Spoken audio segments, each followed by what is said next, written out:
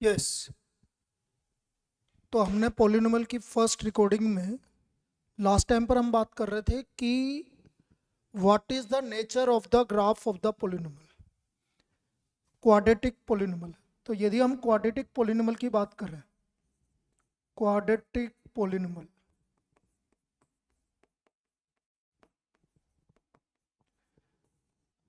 तो ग्राफ की बात करी थी तो हमने ग्राफ बोला था इसका ग्राफ होगा पैराबोला।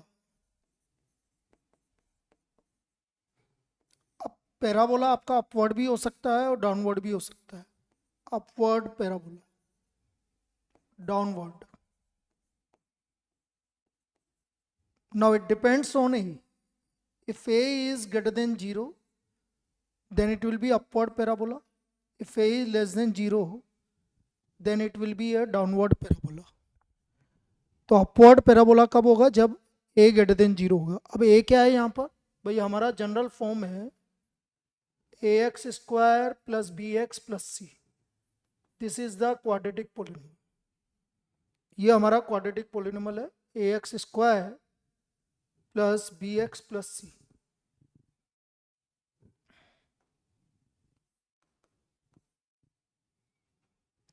जिसमें a का value ax square plus b x plus c. If a is greater than 0 then upward parabola. Upward parabola बताया था लास्ट क्लास में, इस तरह का पैराबोला बनेगा। Downward parabola, this will be like this. ये आपका डाउनवर्ड पैराबोला बनेगा। इस तरह का पैराबोला आपका कंस्ट्रक्ट होगा। अब देखो यहां पर हम क्या करेंगे, सपोज आपको इसके जीरोस फाइंड आउट करने, तो दो मेथड होते हैं। या तो आप क्या करिए कि आप फैक्टराइजेशन मेथड से फाइंड आउट कर लीजिए। सेकेंड मेथड होता है कि यदि हम a x square plus b x plus c equal to 0, ये हमारी क्वाड्रेटिक बन गई, तो हम इसका फॉर्म जीरोस हम इस वाले फॉर्मूले से भी निकाल सकते हैं, क्वाड्रेटिक फॉर्मूले से। यहां पर डी होता है डिस्क्रिमिनेंट, डिस्क्रिमिनेंट,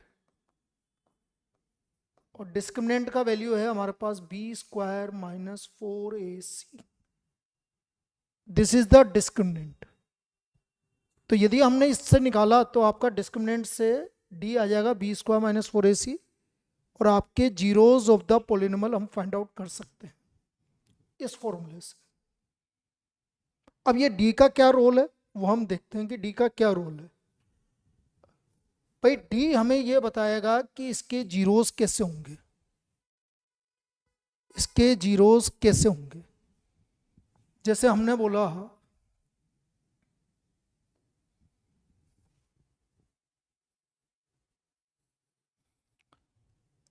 ये एक्स एक्सिस, ये हमारी वाई एक्सिस,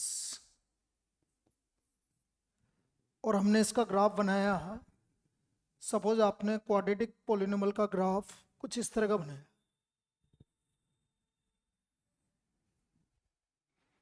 अब ये अपवर्ड पैराबोला है। अब ये अपवर्ड पैराबोला है तो इसमें ए पॉजिटिव है। अब यहां पर हम डी को अकाउंट में लाते हैं कि भाई डी का क्या रोल है, क्योंकि ये एक्स एक्सिस को दो बार कट कर रहा है, इसका मतलब इसके रियल जीरोस होंगे, और रियल जीरोस होने का मतलब है कि डी जो है हमारा ग्रेटर देन 0 है। यदि ये कर्व एक्स एक्सिस को दो बार कट कर रहा है तो डी आपका ग्रेटर देन 0 है, इसका मतलब ये। तो ए पॉजिटिव, डी पॉजिटिव। अब इसकी जगह यदि ऐसा होता, ये कर्व कुछ इस तरह का होता,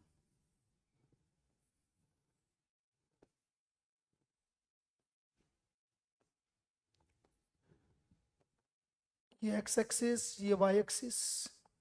अब सपोज कर्व इस तरह का होता, टच करता हुआ जाता, ये हमारा कर्व कुछ इस तरह से टच करता हुआ जा रहा है। इसका मतलब है ए तो पॉजिटिव है क्योंकि अपवर्ड पैराबोला है, और यहाँ हमारा डी इक्वल टू 0 है।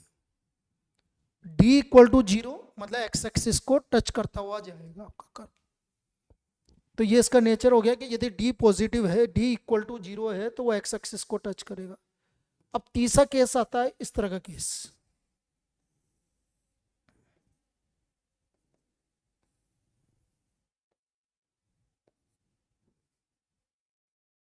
अब सपोज कर्व इस तरह का बन रहा है, वो एक्स एक्सिस को टच कर ही नहीं रहा, ना कट कर रहा है। तो इसका मतलब है भाई अपवर्ड पैराबोला का मतलब तो अगेन ए ग्रेटर देन जीरो, लेकिन टच नहीं कर रहा ना कट कर रहा है, तो इसका मतलब है डी लेस देन जीरो। ये तीन कंडीशन तो अपवर्ड पैराबोला के केस में आ जाएगी। तो यहां से ये चीज समझ में आती है कि यदि आपका पैराबोला एक्स एक्सिस को दो बार कट कर रहा है तो डी पॉजिटिव है, डिस्क्रिमिनेंट पॉजिटिव है। एक्स एक्सिस को टच कर रहा है तो डी जीरो है, और एक्स एक्सिस को टच नहीं कर रहा ना कट कर रहा है तो इसका मतलब डी लेस देन जीरो। अब ये तो अपवर्ड पैराबोला के केस में आ गया। सेम केस में आपका डाउनवर्ड पैराबोला के केस में भी यही आएगा। डाउनवर्ड पैराबोला के केस में एक बार बना के बता देता हूं मैं आपको। यदि डाउनवर्ड पैराबोला के केस में कुछ इस तरह के ये तीन केस बन जाएंगे इसके अंदर भी। पहला केस ये रहा,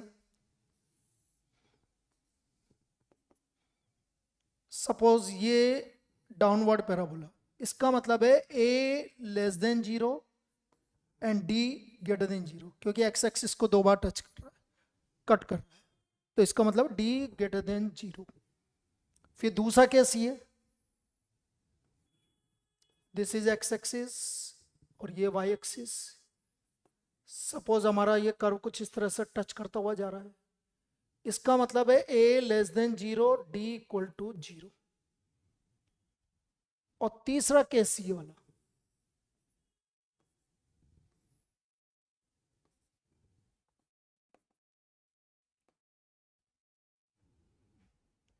ना अभी है तो डाउनवर्ड पैराबोला, तो डाउनवर्ड पैराबोला है तो ए लेस देन जीरो, और ना कट कर रहा है ना टच कर रहा है तो D less than zero.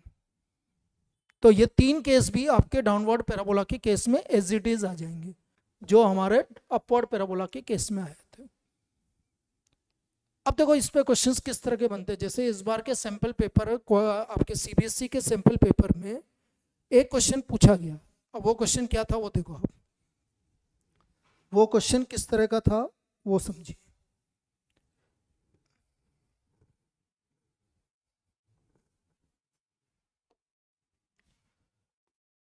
If zeros of the quadratic polynomial, if the zeros of the quadratic polynomial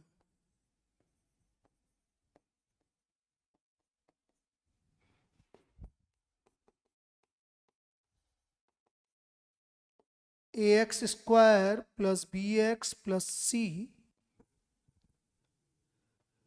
ax square plus bx plus c are equal, then हमारे पास पहला option C and B,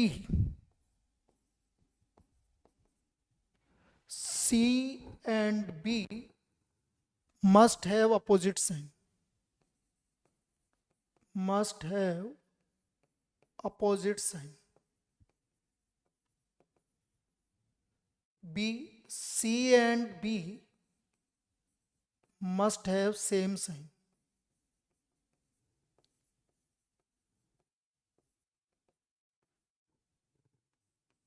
Third case, C and A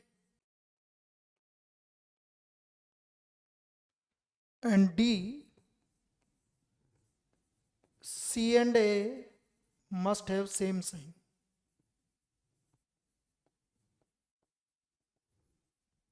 C and A must have same sign. अब हमें ये बताना है कि इसका option कौन सा सही है। अब उसने बोला है कि भाई दोनों जीरोज इक्वल है। अब देखो दोनों जीरोज इक्वल कैसे आएंगे, दो केस में, या तो हम ग्राफ से भी चेक कर सकते हैं या फिर हम फॉर्मूले से भी देख सकते हैं। अभी हमने बोला कि x का value minus B plus minus under D upon two है। अब बेटा दोनों जीरोज इक्वल तभी आएंगे जब हमारा ये d का वैल्यू जीरो होगा, d इक्वल टू जीरो। यदि डी जीरो हो गया तो आपके दोनों जीरोज इक्वल आ जाएंगे। इसका मतलब डी जीरो का मतलब है b square minus 4ac equal to zero. तो b square equal to 4ac। अब हमारा B square equal to 4ac कब होगा? ये तभी सही होगा जब ए और सी सेम साइन के होंगे। क्यों? यदि ए और सी सेम साइन के हैं, सपोज दोनों पॉजिटिव हैं, तो बेटा बी स्क्वायर के इक्वल, बी स्क्वायर मतलब वैल्यू नेगेटिव नहीं आनी चाहिए। बी स्क्वायर, कोई भी स्क्वायर नेगेटिव नहीं होता है। इसका मतलब ए और सी आपके क्या होने चाहिए? सेम साइन के होने चाहिए। या तो दोनों पॉजिटिव होंगे या दोनों नेगेटिव होंगे, ताकि ए सी का प्रोडक्ट पॉजिटिव आ जाए। तो यहां से ये पता लग रहा है कि हमारा सी और ए सेम साइन के होने चाहिए। तो इसका आंसर क्या है? डी। ये तो हमने फॉर्मूले से बता दिया कि ए और सी सेम साइन के होने चाहिए। अब यदि इसी प्रॉब्लम को हम ग्राफ से देखें, तो देखो ग्राफ से देखो आप भाई, आप एक चीज समझिए, इक्वल जीरोस तभी आएंगे जब वो टच करेगा। सब ये टच करता हुआ जा रहा है, या तो ये वाला होएगा या ये वाला होगा। ये दो तरह के ग्राफ बन सकते हैं भाई, समझना। तभी इक्वल जीरोस आएंगे। इन दोनों केस में इक्वल जीरोस आ रहे हैं, जब टच करेगा, जब दोनों केस में इक्वल जीरोस आएंगे। इसमें भी इक्वल जीरोस हैं, इसमें भी इक्वल जीरोस हैं। अब देखो, ये आपका लेंथ कट करता है, ये आपका होता है सी। तो यहां सी पॉजिटिव है और अपवर्ड पैराबोला है, तो इसलिए ए पॉजिटिव है। तो इस केस में क्या हो रहा है? देखो, सी भी पॉजिटिव आ रहा है और ए भी पॉजिटिव आ रहा है, मतलब दोनों सेम साइन के आ रहे हैं। चलो दूसरा केस लेते हैं, इसमें ए नेगेटिव है और देखो ये सी, ये वाला वैल्यू सी है, तो सी भी क्या आ रहा है आपका? नेगेटिव आ रहा है। इसका मतलब यदि दोनों जीरोज इक्वल हैं, तो या तो ए पॉजिटिव है तो सी भी पॉजिटिव आना चाहिए, और ए नेगेटिव है तो सी भी नेगेटिव आना चाहिए। ये केस होगा तभी आपके इक्वल जीरोस आएंगे, वरना नहीं आएंगे। तो हम ग्राफ से भी हम इसको पता कर सकते हैं कि या तो दोनों पॉजिटिव होंगे सी और ए, या सी और ए दोनों नेगेटिव होंगे, तभी इक्वल जीरोस आएंगे, वरना इक्वल जीरोस नहीं आएंगे। तो ये तो इस बार के sample paper, CBSE sample paper का प्रॉब्लम है जो कि पूछा गया है। अब हमें क्या निकालना है? हमें जीरोस किस तरह से निकालते हैं, जीरोस के बारे में हमें बात करनी है कि what are the zeros of the quadratic polynomial. किस तरह से हम zeros of the quadratic polynomial की बात करेंगे। ठीक है, अब जीरोस की बात करते हैं भाई कि जीरोस पे किस तरह की प्रॉब्लम बनेगी। अब सपोज मैं क्वाड्रेटिक पॉलिनोमियल की बात कर रहा हूं भाई, मैं क्वाड्रेटिक पॉलिनोमियल,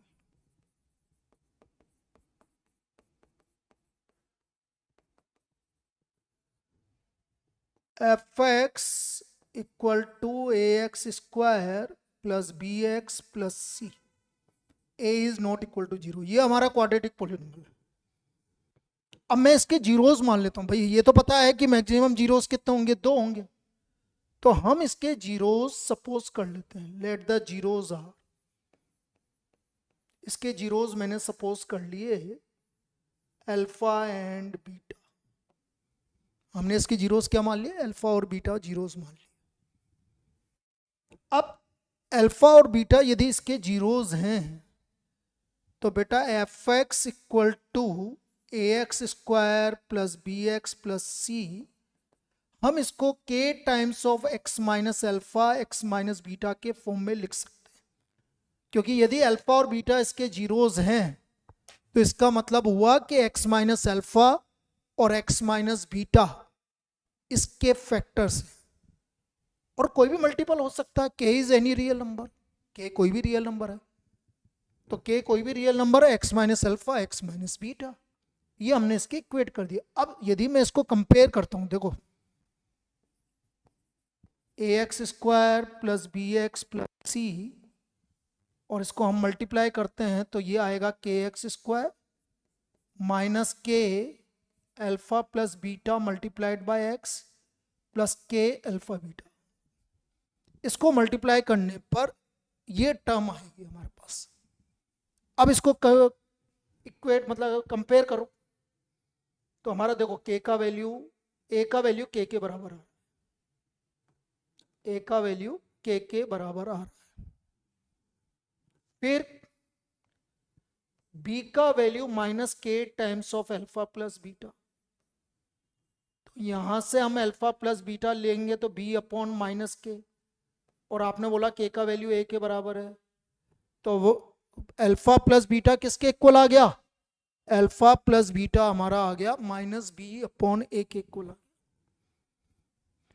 फिर c हमारा k अल्फा बीटा के इक्वल है, तो अल्फा बीटा हमारा आ गया c बाई के। तो यहां से यदि हम इसको कंपेयर करते हैं तो अल्फा बीटा के की वैल्यू हमारी a है।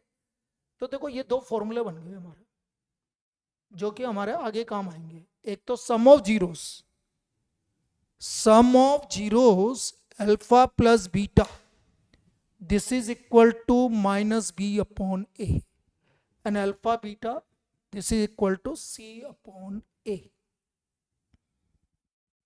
अब इनका यूज क्या है, किस तरह से करेंगे वो देखिए। अब हम बोल रहे हैं कि f x equal to quadratic polynomial a x square plus b x plus c, तो हम बोलेंगे भाई कि sum of zeros alpha plus beta होगा माइनस बी बाई ए के बराबर, और अल्फा बीटा होगा सी बाई ए के बराबर। ये फॉर्मूला हमें यूज करना है। Sum of zeros equal to minus b upon a and product of zeros equal to C upon a, ये दो फॉर्मूले हमें काम में लेने। तो कभी भी हमें इसको जीरोस निकालने हैं तो पहले जीरोस निकाल लेंगे, और उसको फिर वेरीफाई करने के लिए हम alpha plus beta equal to minus b upon a और alpha beta equal to C upon a, इस पे क्वेश्चंस आपके बनेंगे। अच्छा, सपोज आपको जीरोस गिवन है, if zeros of quadratic polynomial is given, if zeros of quadratic polynomial is given,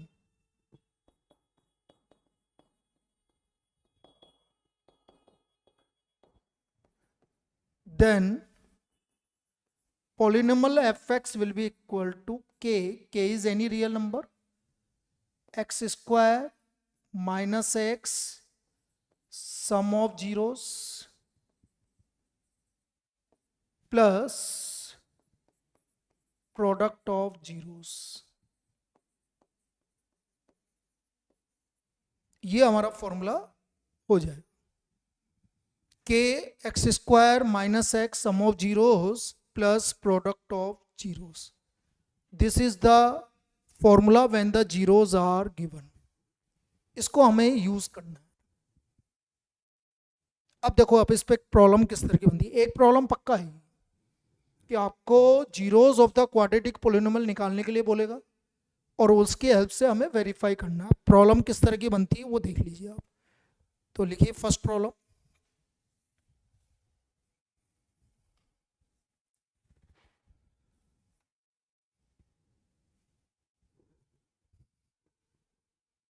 देखिए अगला फर्स्ट प्रॉब्लम देखिए।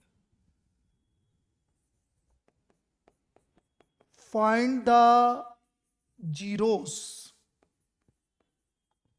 of quadratic polynomial, quadratic polynomial fy equal to 7y square minus 11/3y और minus 2/3। ये हमें इसका zeros निकालने। Also verify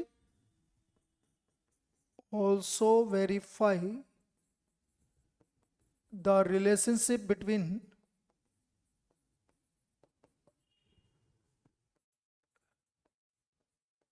its zeros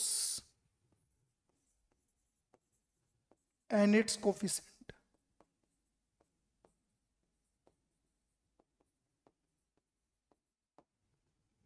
it's zeros and its coefficient, और हमें इसको वेरीफाई भी करना है कि इसके जीरोज और कोफिशिएंट में क्या रिलेशन है। अब देखिए कैसे निकालते हैं। भाई हमें पॉलिनोमियल गिवन है 7y² माइनस 11/3y माइनस 2/3।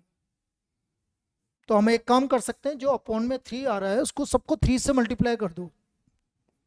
तो हम इस पॉलिनोमियल को ऐसा भी लिख सकते हैं भाई, 21y² minus 11y minus 2, this is the polynomial. Upon वाला 3 आप रिमूव कर सकते हो, पॉलिनोमियल है इसलिए कोई दिक्कत। 21y² minus 11y minus 2। अब हम इसके फैक्टराइजेशन मेथड से हम इसको सोल्व करने की ट्राई करते हैं। 21 और -2 को मल्टीप्लाई किया हमने, तो बेटा ये -42 आ गया। अब -42 के ऐसे फैक्टर करने कि हमारा 11 आ जाए, -11। अब देखो नेगेटिव आ रहा है, नेगेटिव आने का मतलब है एक वैल्यू आपकी नेगेटिव आएगी, दूसरी वैल्यू पॉजिटिव आएगी। तो हमें -11 लाना है, तो देखो इसके फैक्टर -14 + 3, ये दो वैल्यू में इस तरह से डिवाइड, क्योंकि इन दोनों को ऐड करोगे तो -11 आ जाएगा और इन दोनों को मल्टीप्लाई करोगे तो -42 आ जाएगा। तो ये हमारे फैक्टराइजेशन मेथड से हमने इसके इस तरह से इसका फैक्टराइजेशन कर दिया हमने। तो 7y कॉमन आ गया, 3y माइनस 2 प्लस 1 कॉमन आ गया, 3y माइनस 2। तो ये आ गया आपका 7y + 1 3y माइनस 2। ये हमारे इसके फैक्टराइजेशन हो गए, ये हमारे इसके फैक्टराइजेशन हो गए। इस तरह से हम इसके फैक्टर कर देंगे।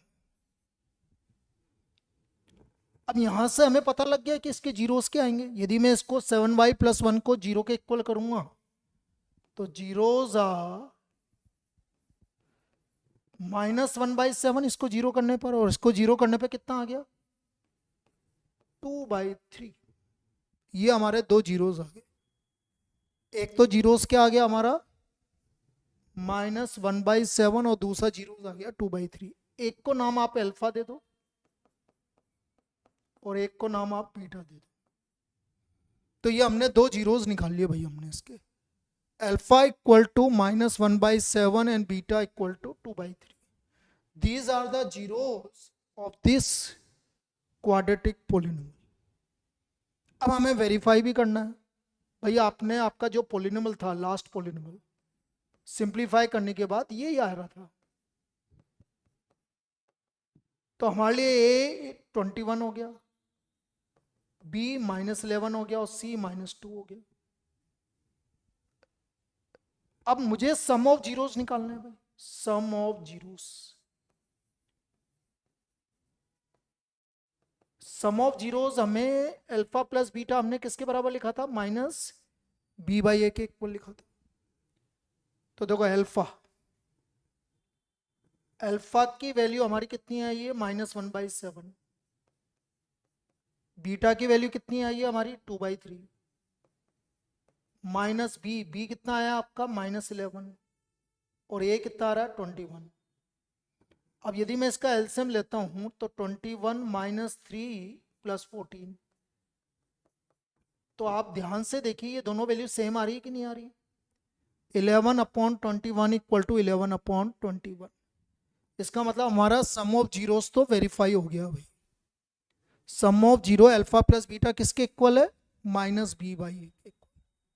अब हम एक काम करते हैं, इसका प्रोडक्ट ऑफ जीरोस मैं आपको यहां पर निकाल के बता देता हूं। देखो product of zeros, product of zeros, इसको यहां वेरीफाई कर देते हैं। देखो alpha beta equal to c/a। Alpha कितना है आपका -1/7, बीटा कितना है आपका 2/3, सी कितना आ रहा है -2 और ए कितना आ रहा है 21। ध्यान से देखिए -2/21 इक्वल टू -2/21। इसका मतलब ये वेरीफाई हो गया कि इसके जीरोस आपके -1/7 एंड 2/3 है और इसका रिलेशनशिप हमारा वेरीफाई हो गया। तो ये मेथड है इसको आपका जीरोस ऑफ क्वाड्रेटिक पॉलिनोमियल निकालने का और उसको वेरीफाई करने का। इस मेथड से हम इसको सोल्व करें। एक और प्रॉब्लम ले लेते हैं आपको समझाने के लिए कि किस तरह से हम इसका जीरोस और प्रूव कर रहे हैं। तो नेक्स्ट लिखेंगे हम, find the zeros of the quadratic polynomial. Find the zeros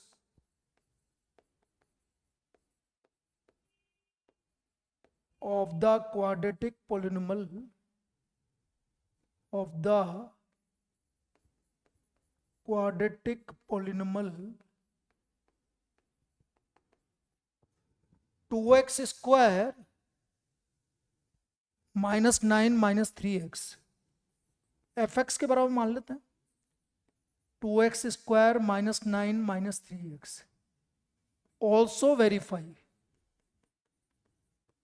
its relationship between its zeros and its coefficient. Zeros and its coefficients. ये हमें इसको वेरीफाई करना। चलिए अब देखते हैं इसको किस तरह से करेंगे हम।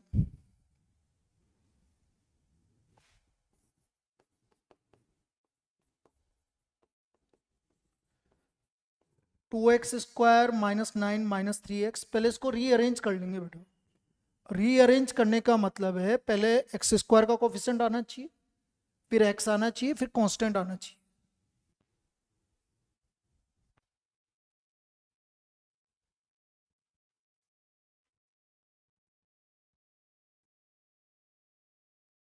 तो 2x square minus 3x minus 9।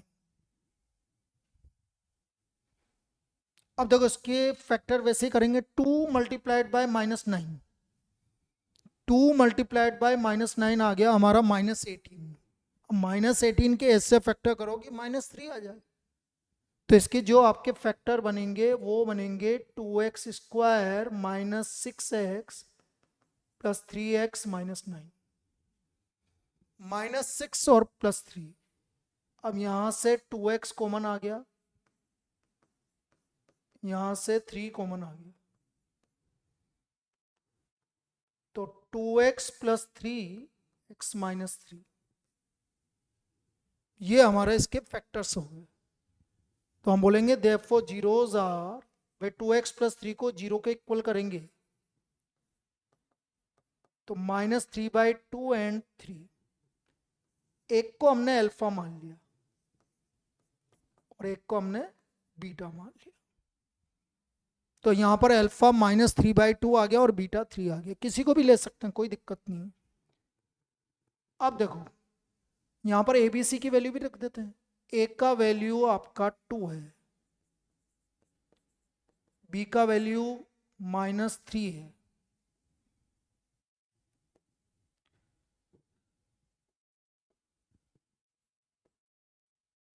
और सी का वैल्यू माइनस 9 है।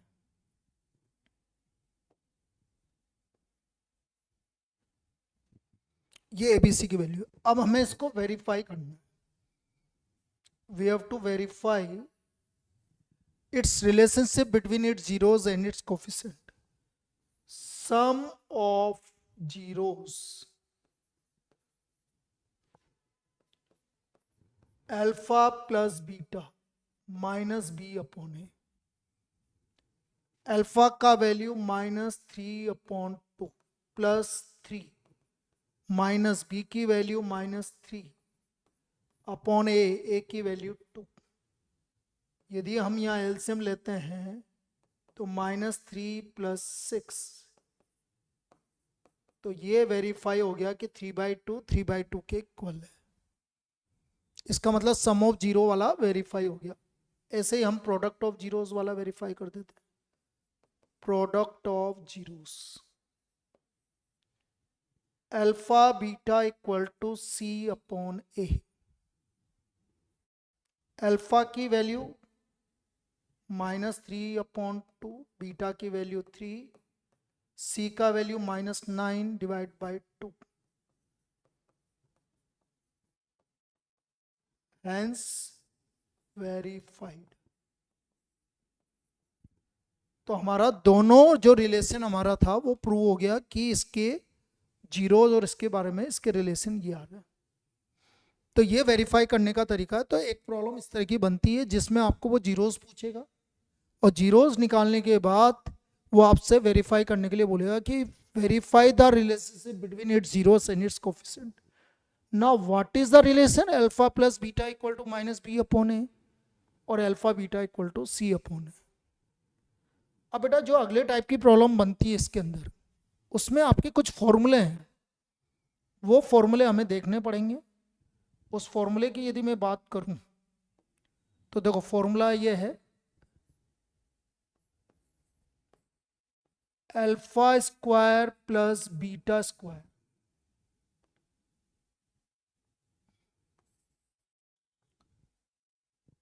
Alpha square plus beta square,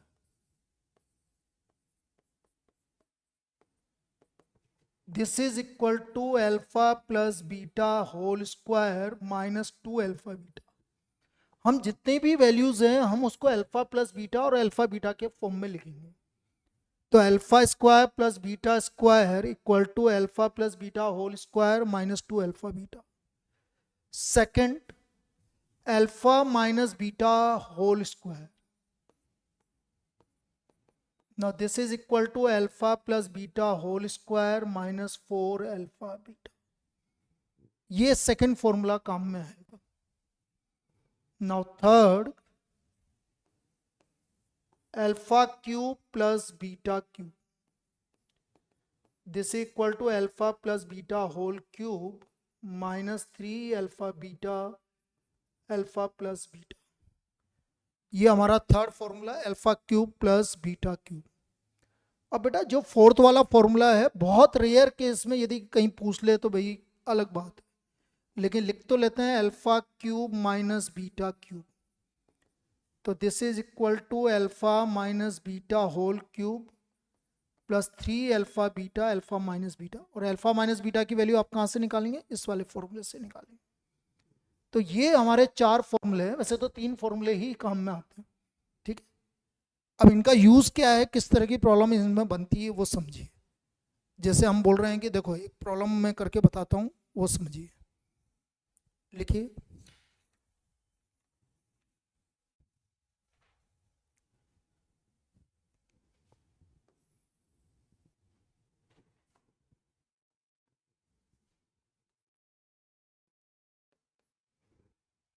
first problem,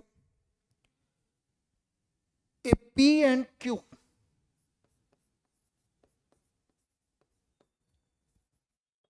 are the zeros of the quadratic polynomial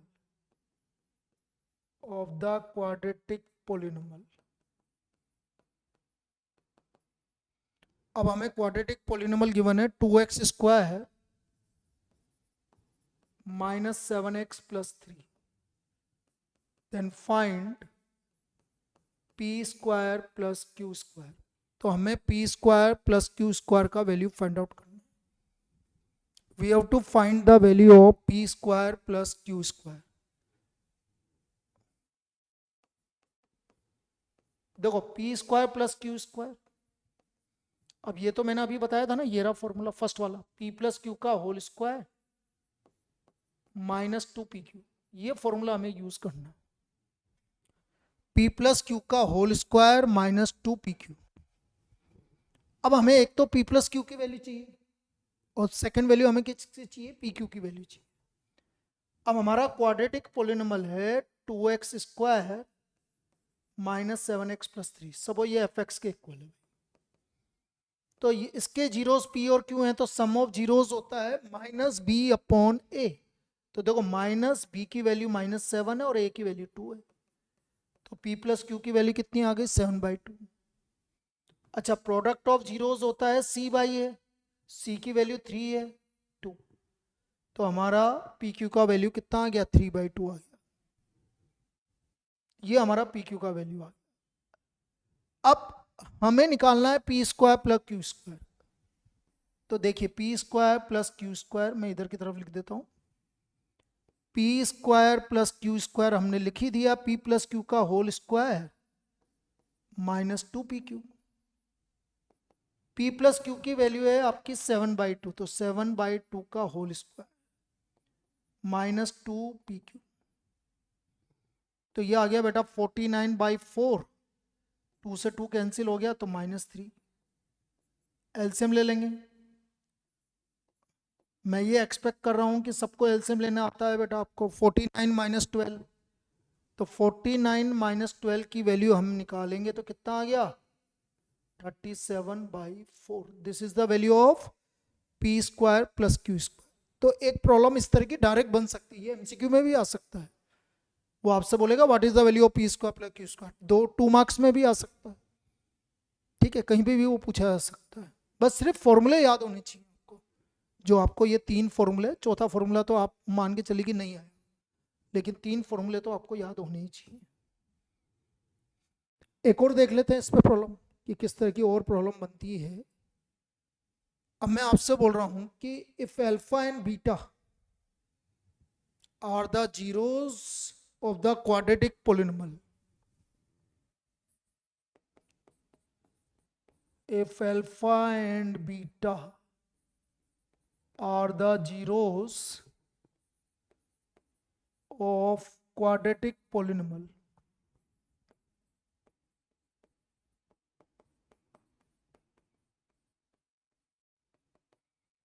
अब हमें क्वाड्रेटिक पोलिनोमियल क्या गिवन है वो देख लेते हैं। क्वाड्रेटिक पोलिनोमियल है हमारे पास एफ एक्स, और जरूरी नहीं है एफ एक्स ही हो, पी एक्स भी लिख सकते हैं, p x equal to 2x square plus 5x plus के।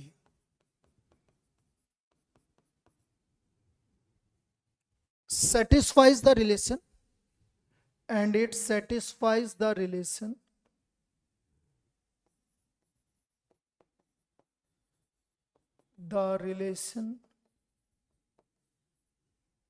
alpha square plus beta square plus alpha beta, this is equal to 21/4। then find k, तो हमें k का वैल्यू निकालना, we have to find the value of k। अब देखिए इसको कैसे करेंगे।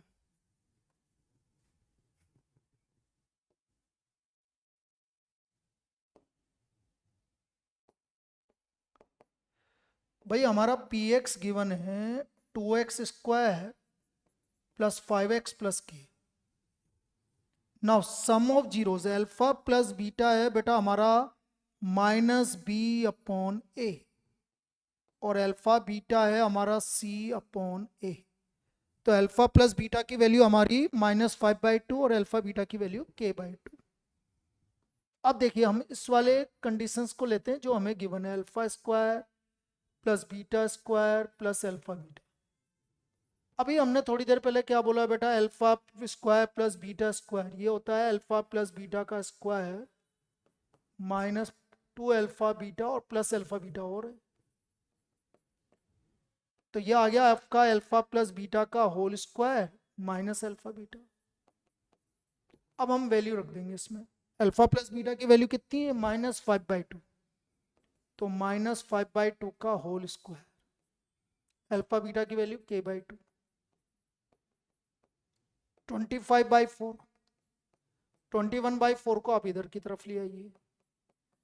तो बेटा इसको सोल्व कर रहे हैं तो 25 माइनस 21 कितना हो गया, देखो 4/4 1। तो यहां से हमारा k का वैल्यू किसके इक्वल आ गया, 2 के इक्वल आ गया। So the value is equal to 2। तो what is the unknown value of k, k का वैल्यू हमारा 2 के इक्वल आ गया। इस तरह से हम जो भी रिलेशन गिवन है उसको यूज करके हम k की वैल्यू निकालेंगे। तो यहाँ पर हमने क्या यूज किया, कुछ भी नहीं, सम ऑफ जीरोस लिख दिया, प्रोडक्ट ऑफ जीरोस लिख दिया। फॉर्मूले याद होने चाहिए, अल्फा प्लस बीटा का whole square minus 2 alpha beta, बस वैल्यू सब्स्टिट्यूट करके सिंप्लीफाई कर दिया तो हमें अननोन वैल्यू आ गई। क्लियर है बेटा।